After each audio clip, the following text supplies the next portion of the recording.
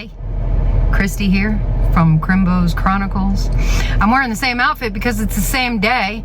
We have to split this national park into two videos because it is such a great park and it has so many different aspects to it that we can't just give you 25 minutes and that be it. That was one hike and a little bit extra of the bridge, but now let's explore a little town and a tipple. Let's go. You are at the site of the coal mining town of Nuttallburg. Mine owner John Nuttall arrived here in 1870 and quickly opened two mines. He built Nuttallburg to serve the mines and his workers. Nuttallburg evolved with the mining industry. Mine ownership changed several times. At one point, the Nuttallburg mine was operated by Henry Ford of Ford Motor Company fame. Today you can visit the town site and see structures that survived as you explore. Remember, the mine operated for 85 years, so features changed. The town would have been different depending on the period. Many of the major surviving features are from the Henry Ford era of the 1920s. This road leads to the site of Nuttallburg, a coal mining town that existed from 1870 to 1958. Today you can visit the site and learn about life in New River Gorge mining town. Several structures and many buildings, foundations remain. Exhibits throughout the town explain Nuttallburg's history. Nuttallburg is an example of America's coal mining heritage and is listed on the National Register of Historic Places. The site illustrates the evolution of coal mining technology and the social conditions that accompanied the coal industry for nearly a century.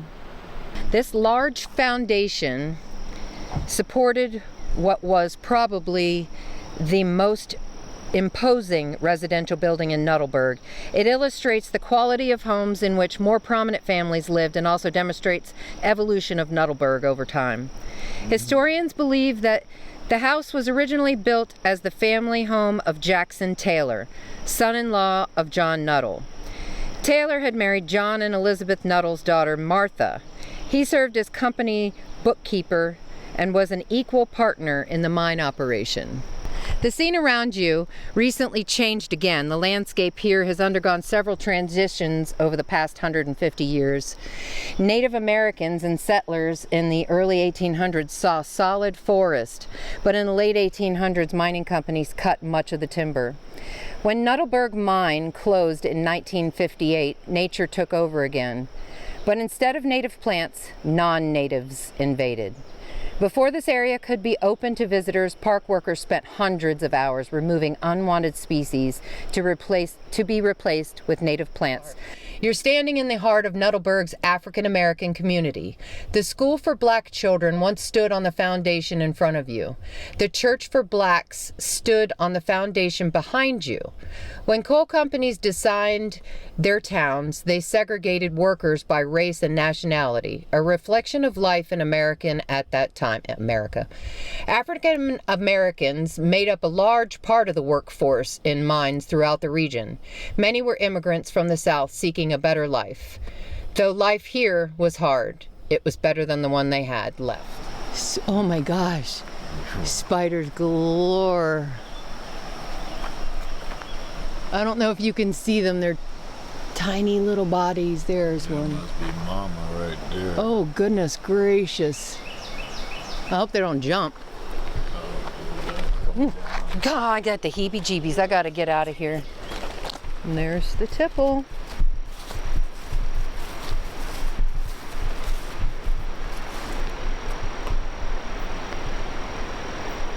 Cool.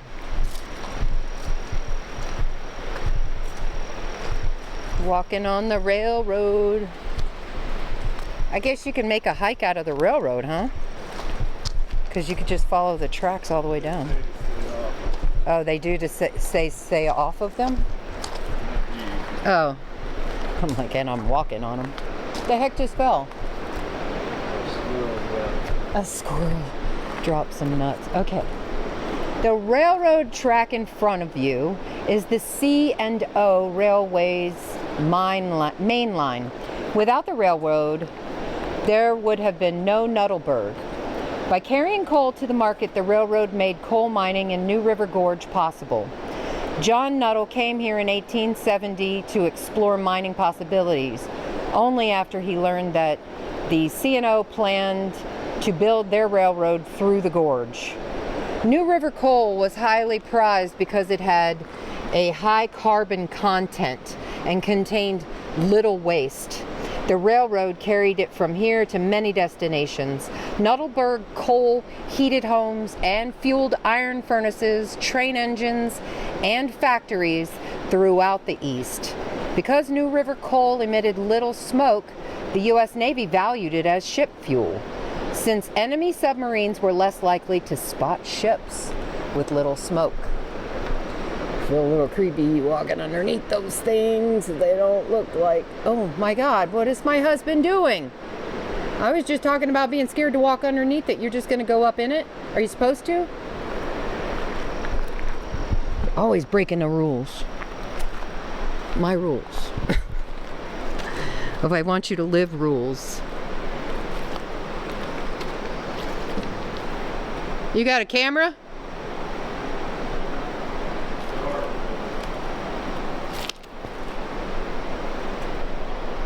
What'd you do? Climb up this board?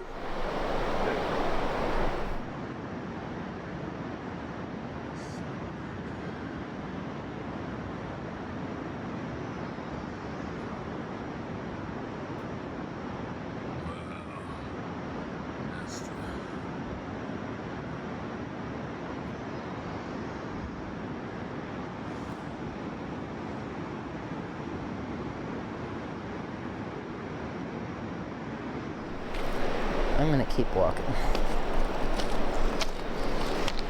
Oh, look at how cool. Let's see if I can see that better. Oh, another sign? Oh, map.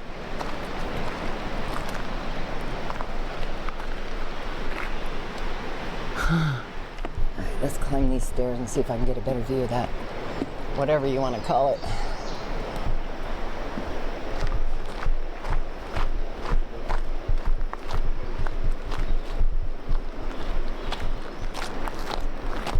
Wow. How high does that thing go up? Way. Oh, good. There's some more signs to read to tell me something.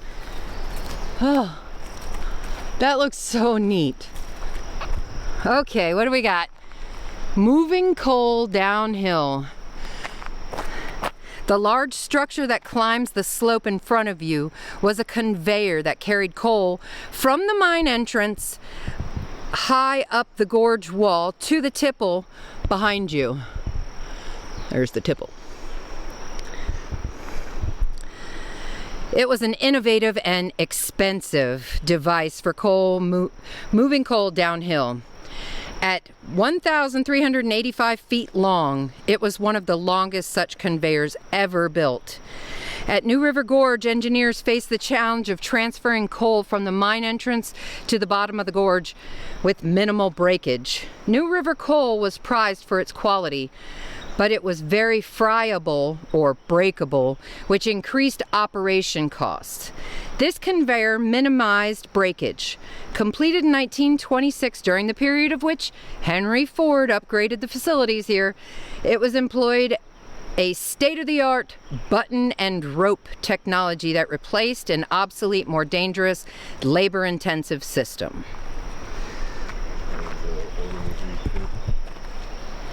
Oh.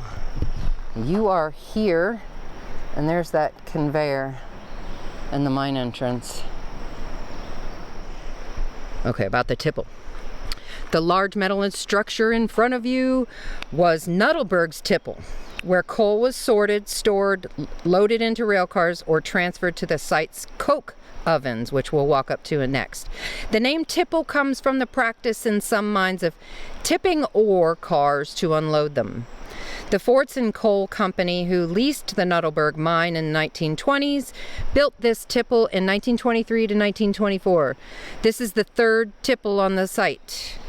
Here in New River Gorge, the mining process was complicated by the fact that coal seam was halfway up the gorge slope. Mining here meant moving coal from the head house at the mine entrance down the conveyor to the tipple at the gorge bottom. The tipple was the operations centerpiece, and so picturesque. Coke ovens. Oh, that's what it is. This long, low masonry structure is a bank of coke ovens. It is the only structure that survives from Nuttallburg's earliest days.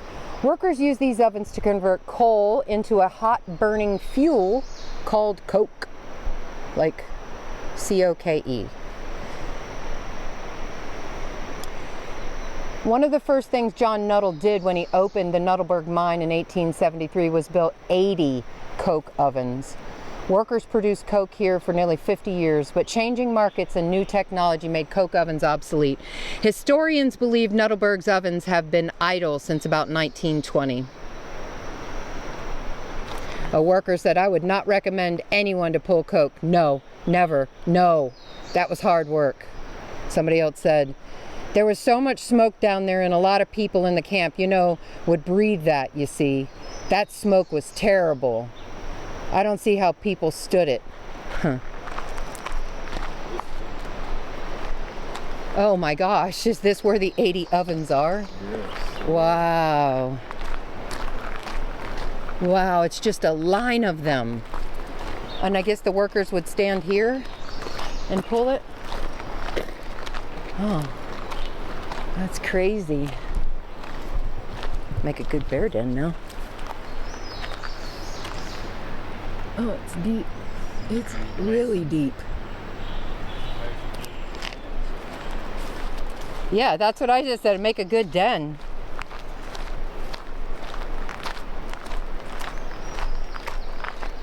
Wow. But this road keeps going. It's like a line of ovens. How crazy. That one's about to collapse. Looks like it might be a little better ones at the end. Yeah. I'm kind of seeing that one. The top fell down. Yeah. They're deep, babe. Yeah. Like you can't see in there.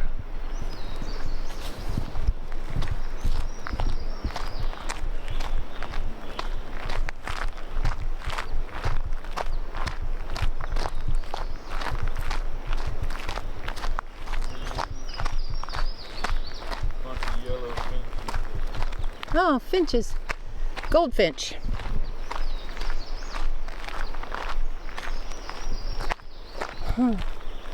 Love a goldfinch. You ever read that book? The Goldfinch? It's good.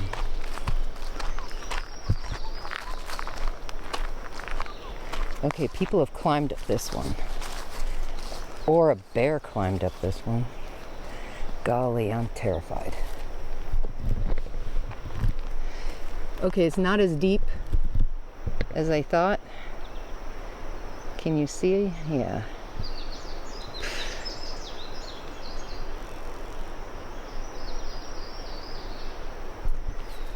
Pretty cool.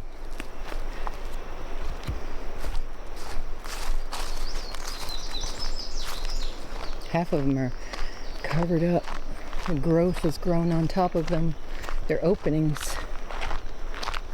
Oh, and you can see the old track. See the old rail track right there? That's pretty cool. Oh, there's another informational sign way ahead. So there must be more. Some of these look like they're blocked off. Or all of these.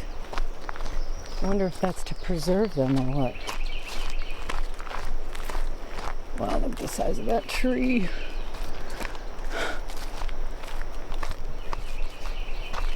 We're going inside one. Oh, there's bars on these.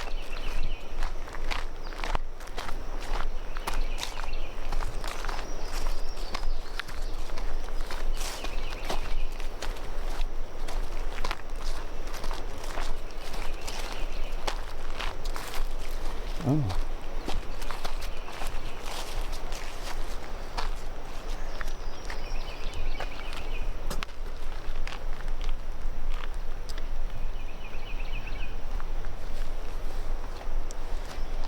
I feel like that was kind of like those beehive things in Death Valley.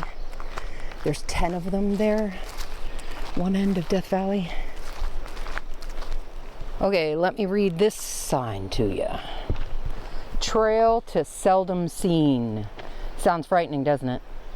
It sounds like if you take this trail, you might not be seen again. Fear not. Seldom Scene was the name of a community that once existed about a fourth of a mile from here. Visiting the site of Seldom Scene takes about 30 minutes. It's about a half-mile round trip, built in the early 1900s. Seldom Scene was a small housing area, a suburb of sorts, that served Nuttallburg. Nuttallburg miners and their families lived there. Seldom Scene's location was undoubtedly a consequence of New River Gorge's topography. As a gorge community grew, the only place flat enough for new houses was the narrow shelf along the river. Nuttallburg couldn't expand upon the gorge wall. It had to expand lengthwise along the river. Seldom Scene had about two, there is something ate the sign, I don't know what that word is, houses. Today, only foundations remain. But we're not going to walk back there. There's the pictures of what's back there. The company store. This foundation marks the site of Nuttallburg's company store. Archaeologists believe that it dates to the town's earliest days. Though few details are known about it, this store was probably similar to company stores throughout coal fields. Virtually all mines had a store, owned by the mining company, that carried everything the miner and his family needed. The store became the town's social center. Since the coal company literally owned the town, the company store was usually the only place to shop. Oh, waterfall. So pretty. I just made Jimbo stop. There's the old coal mine train tracks. It's a bridge over the gorge there, over the river. It looks pretty cool because it's got grass growing over it. I knew this park was going to be the place that we were going to get a chance to see a bear. Random stuff on the side of the road just tied to trees. I probably have a tick now, but thought it was funny.